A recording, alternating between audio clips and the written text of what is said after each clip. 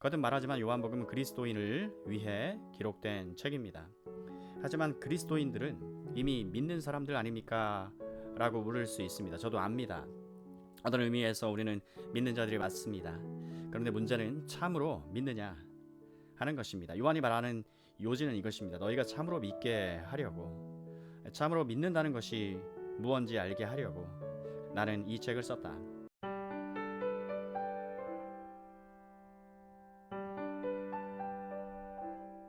사람들은 칭찬과 위로와 마음을 어루만져 주는 말을 들으려고 교회를 찾는 것처럼 보입니다. 그러나 교회의 임무는 그런데 있지 않습니다. 사도 요한도 이런 일을 하지 않습니다. 요한은 일반적인 위로의 말을 하지 않습니다. 호소도 안 합니다. 그는 가르칩니다. 오직 이것을 기록함은 요한복음 20장 31절. 그는 실제로 자기가 쓴 내용보다 쓰고 싶은 내용이 훨씬 더 많았다고 말합니다. 복음서 마지막 부분에서 예수께서 행하신 일이 이 외에도 많으니 만일 낱낱이 기록된다면 이 세상이라도 이 기록된 책을 두기에 부족한 줄 아노라.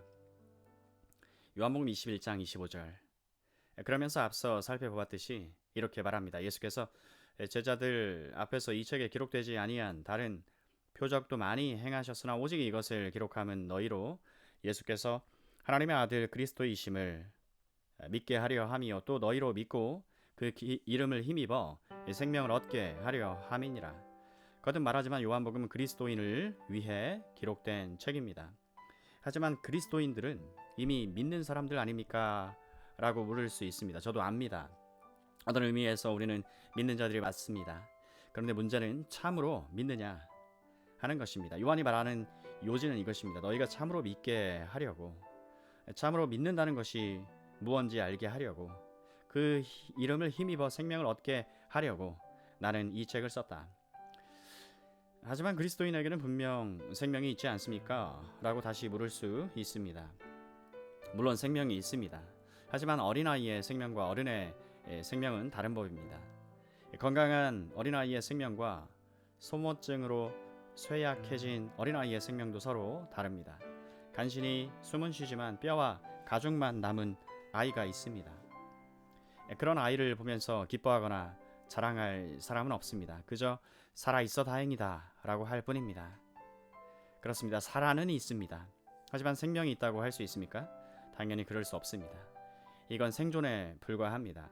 아이는 원래 그렇게 되지 말았어야 합니다. 반복컨대 요한은 이처럼 소모증에 걸려 건강을 잃고 병들어버린 교회를 회복시키고자 이 책을 썼습니다. 그리고 이것을 위해 사도가 한 일은 가르치는 것이었습니다. 첫째로 그는 주 예수 그리스도의 위격에 대한 교리를 가르칩니다. 둘째로 주 예수 그리스도가 바로 그런 분위기에 우리에게 가능해진 일이 무언지 가르칩니다. 그는 너희에게 필요한 일은 바로 이것이다 라고 말합니다. 요한복음을 기록한 이유가 여기 있습니다. 다른 복음서들도 이런 이유에서 기록되었다고 저는 주장하는 바입니다. 지금 우리에게 가장 필요한 일도 바로 이것 아닙니까? 우리는 세상에 어떤 모습을 보여주고 있습니까? 기독교야말로 이제껏 인류와 문명이 경험한 모든 것들 중에 가장 놀랍고 영광스러운 것임을 보여주고 있습니까? 그리스도인이 되면 모든 것이 새로워지고 변화되며 달라진다는 것, 구원받고 해방되어 자유로워진다는 것, 능력과 영광으로 충만해진다는 것을 보여주고 있습니까? 실제로 이런 모습을 보여주고 있습니까? 요한은 말합니다. 우리가 다 그의 충만한 데서 받으니 은혜 위에 은혜로라. 요한복음 1장 16절. 우리는 세상에 이런 모습을 보여주고 있습니까? 저는 여기에 우리의 비극이 있다고 생각합니다. 세상은 불타고 있습니다. 절망에 빠져 있습니다. 어찌할 바를 모르고 있습니다. 이런 세상에 줄 수 있는 유일한 메시지가 여기 있습니다. 그리고 우리는 이 메시지를 전하는 사람들입니다. 세상을 향해 왜 우리만 보고 기독교 전체를 판단하느냐 하고 비난할 수는 없습니다. 이것은 지극히 당연한 일입니다. 우리는 기독교의 대변자요, 신앙의 수요자요, 수호자요, 관리자이기 때문입니다. 세상이 우리를 보고 기독교 메시지를 판단하는 것은 지극히 합당한 일입니다. 그러지 말라고 막을 수가 없습니다. 그런데 우리의 모습은 어떻습니까? 여기 문제가 있습니다. 도대체 침체된 그리스도인들이 왜 그리 많은 것입니까? 약간의 활력이나 좋은 기분이나 격려나 공감을 얻기 위해 하나님의 집을 찾는 이들이 왜 그리 많은 것입니까? 그리스도인임을 상기시키면서 재촉하고 강요해야만 겨우 기계적으로 그리스도인의 삶을 사는 이들이 왜 그리 많은 것입니까? 신앙을 의무로 여기면서 고작 교회에 출석하는 것을 자랑스러워하게 된 이유가 무엇입니까? 이것은 우스운 가짜 기독교에 불과합니다. 이런 시간에 바닷가를 찾지 않고 예배당에 와 있다는 사실, 오늘처럼 화창한 날 바닷가에 가면 끝내줄 텐데도 큰 희생을 감내하고 하나님의 집에 와 앉아 있다는 사실에 뿌듯함을 느낍니까? 우리가 세상에 보여주는 모습이 고작 이런 것입니까? 자, 그렇다면 영국 국민 대다수가 교회에 오지 않는 것도 그리 놀랄 일이 아닙니다.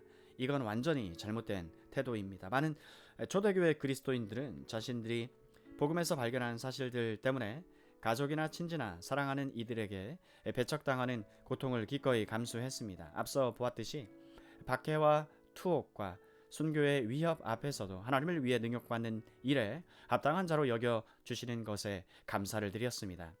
이들은 하나님을 위해 죽는 순교를 최고의 영광으로 여겼습니다. 바로 이 정신이 고대 세계를 정복했던 것이 분명합니다. 기독교는 이렇게 확산됩니다. 저와 여러분은 이 정신으로 돌아가야 합니다.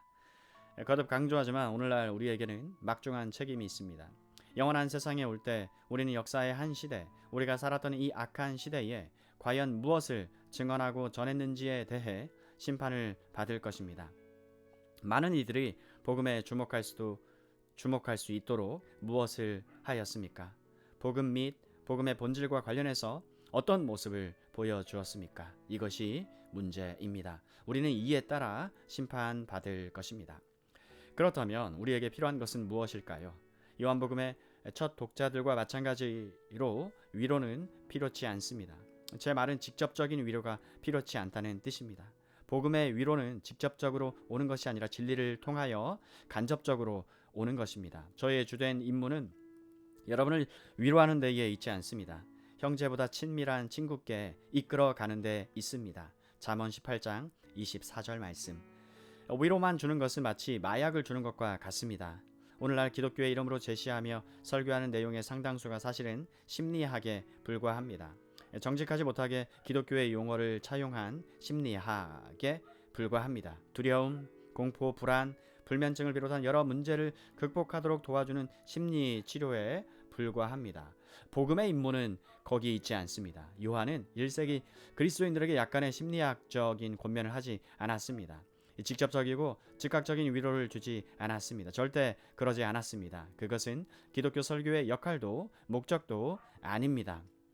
여러분이 듣고 있는 설교는 심리학입니다. 그래서 제가 이 점에 주의를 환기시키는 것입니다. 물론 우리 교회는 이 오류에 빠지지 않았다고 믿습니다만 여러분이 TV나 라디오나 책에서 접하는 설교들은 일반적인 위로를 주는 막연한 심리학적 이야기 내지 흐뭇한 마음으로 잠자리에 들게 해주거나 쉽게 잠들도록 도와주는 이야기에 불과합니다.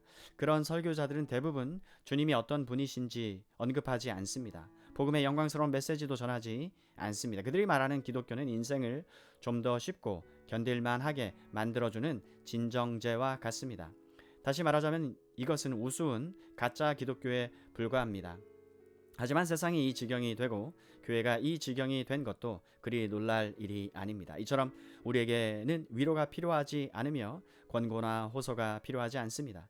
그런데도 오늘날 권고나 호소가 난무하고 있습니다. 이런저런 일들을 하라고 권고하고 호소합니다. 조직을 만들어 활동하게 해줍니다. 그러나 정작 우리에게 필요한 것은 이런 것들이 아닙니다. 우리의 모든 활동은 진리를 깨닫는 데서 나와야 합니다.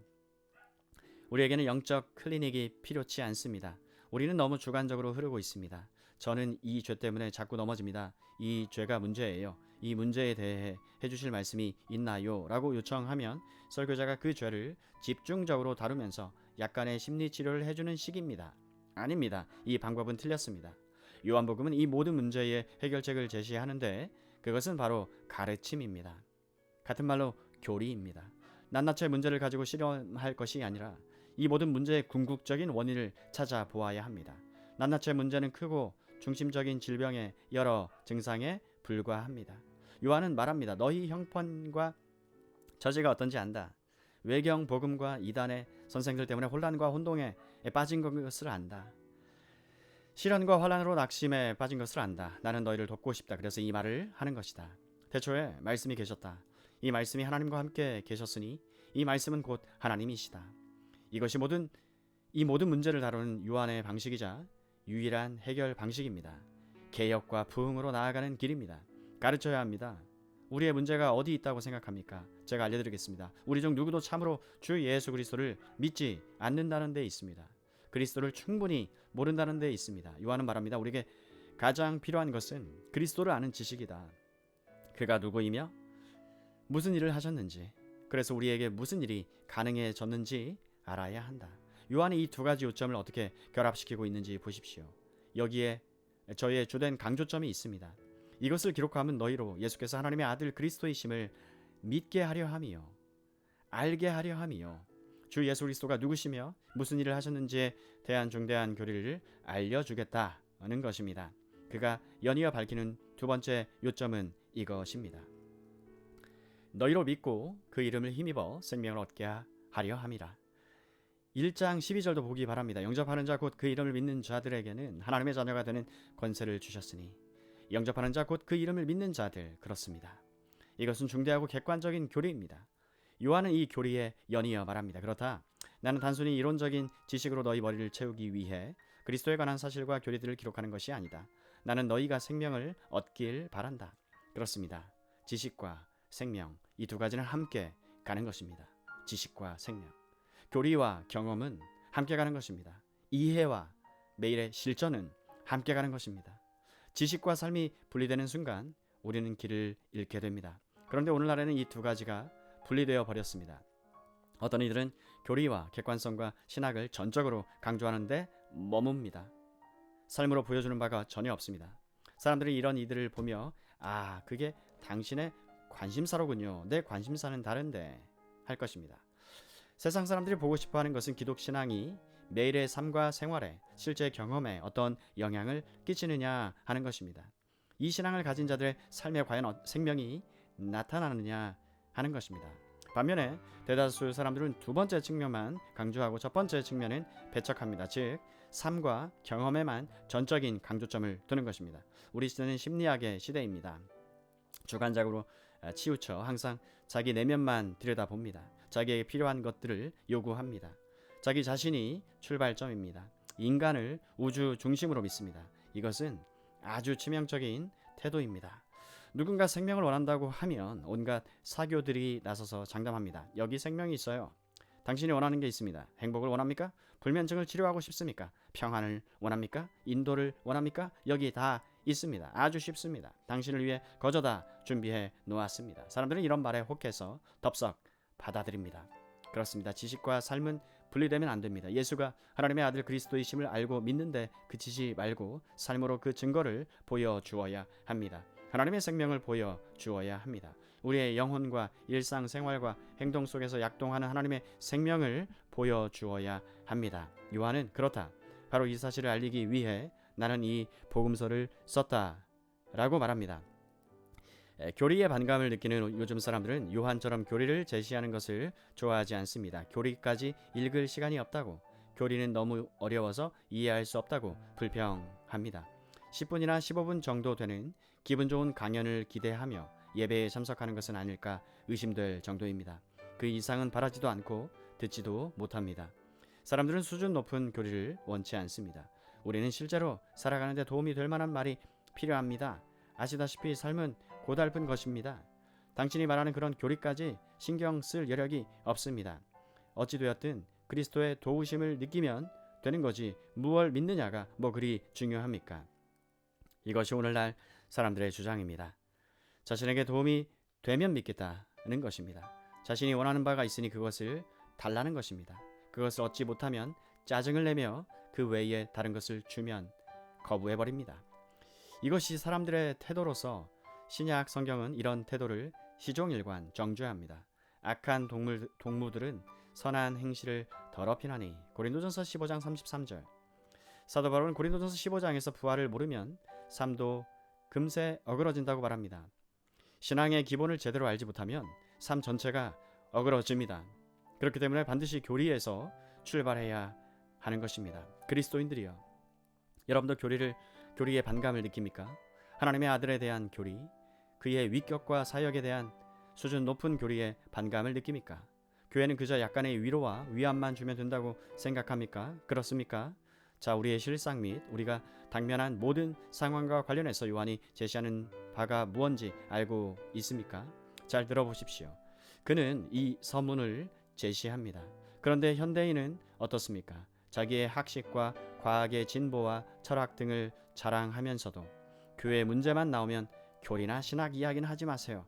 우리는 받아들일 수 없습니다. 그런 생각은 아예 할 수가 없습니다. 그런 데까지 신경 쓸 시간이 없습니다. 우리가 교회에 원하는 건 위로와 도움입니다. 라고 말합니다. 거의 2000년 전 대부분이 노예와 종으로 힘들게 살아가던 사람들, 박해와 죽음의 직면에 있던 사람들에게 요한은 말했습니다. 태초에 말씀이 계시니라. 이 말씀이 하나님과 함께 계셨으니 이 말씀은 곧 하나님이시니라. 그렇게 힘들게 살아가던 사람들에게 이처럼 수준 높고 고상한 교리를 설파하다니 참으로 엄청난 역설 아닙니까? 신약 성경의 모든 서신서들도 교리를 가르치고 있습니다. 교리를 가르치지 않는 서신서는 하나도 없습니다. 제가 이 점에 주의를 환기시키는 것은 우리의 상황을 해결할 수 있는 유일한 해결책이 바로 이것이기 때문입니다. 우리는 모두 무지에 사로잡혀 있습니다. 기독신앙이 무엇인지, 자신이 무엇을 믿는지 모르고 있습니다. 이것이 우리의 주된 문제입니다. 우리의 일차적인 문제는 주관적인 데 있는 것이 아니라 기독신앙을 이해하지 못하는 데 있습니다. 교리가 출발점입니다. 교리에서 생명이 나오고 체험이 나오며 우리에게 필요한 모든 게 나옵니다. 사도처럼 접근하지 않으면 필요한 것을 얻을 수 없습니다. 기독교 메시지는 그리스도가 구주시다. 모든 구원이 그 안에 있고 그로부터 나온다는 것이라는 점에서 교리는 아주 중요합니다. 과로 1차적으로 우리의 구원은 그의 가르침이 아닌 그의 위격과 사역에서 나온다는 점에서 교리는 아주 중요합니다. 닫고 바로 이 사실이 교리를 결정적으로 중요하게 만듭니다. 기독교의 구원은 그리스도의 가르침을 읽고 나가서 그 가르침을 실천코자 노력하는 데 있지 않습니다. 기독교의 구원은 그리스도의 가르침을 읽고 나가서 그 가르침을 실천하고자 노력하는 데 있지 않다. 이것은 복음을 부인하는 행동입니다. 그리스도인이 아니라고 하면서도 산상설교를 실천할 수 있노라 주장하는 이들이 있습니다. 하지만 그리스도인이 되지 않으면 산상설교대로 살아갈 수 없습니다. 먼저 그리스도인이 되어야 합니다. 그렇기 때문에 주 예수 그리스도께서에게서 이 복되신 분에게서 출발해야 합니다. 그가 구주입니다. 그가 구원입니다. 우리가 받는 것, 은혜 위에 은혜는 다 그의 충만한 데서 나옵니다. 요한복음 1장 16절.